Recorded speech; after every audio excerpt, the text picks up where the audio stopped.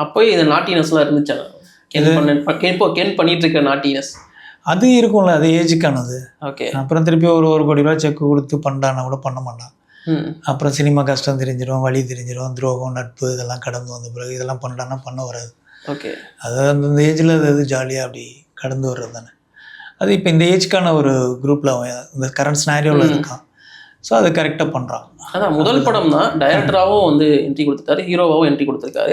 அதான் நீங்கள் சொன்ன மாதிரி இப்போ இருக்கிற ஹீரோட லிஸ்ட்டில் அவரோட பேர் ஆட் பண்ணப்பட்டிருக்கு. ஸோ இதை எப்படி நீங்கள் பார்க்குறீங்க? கூட வளர்ந்த பையன் ஒருத்தன், ஸோ இப்போ இங்கே இந்த இடத்துல இருக்கான் அப்படிங்கிறது. இல்லை, இது எப்படி பார்க்குறேன்னா, என் ஃபேமிலியிலேருந்து ஒரு பையன் ஹீரோ மெட்டீரியலுக்குள்ளே வரான் அப்படின்றது சந்தோஷமான விஷயம். இன்னொன்று, இங்கே ஹீரோ டிமாண்ட்ஸ் வந்து நிறைய இருக்குது. அந்த ஏற்கனவே உள்ள ஹீரோ லிஸ்ட்டில் வந்து ஒரு பையன் ஆட் ஆகிறான்றது தமிழ் சினிமாவுக்கே நல்லது. எனக்கு அது வந்து பெரிய விஷயம் கிடையாது. அவன் கூட தொழில் ரீதியாக நான் பயணிக்க போகிறதும் கிடையாது. அதில் நான் ரொம்ப கிளியராக இருக்கேன். அது வேறு, இது வேறு.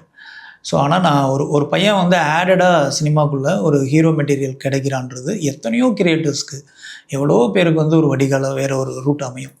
ஓகே. ஸோ அப்படி வந்து பார்த்தா அது ஒரு ப்ளஸ்ஸான விஷயம்.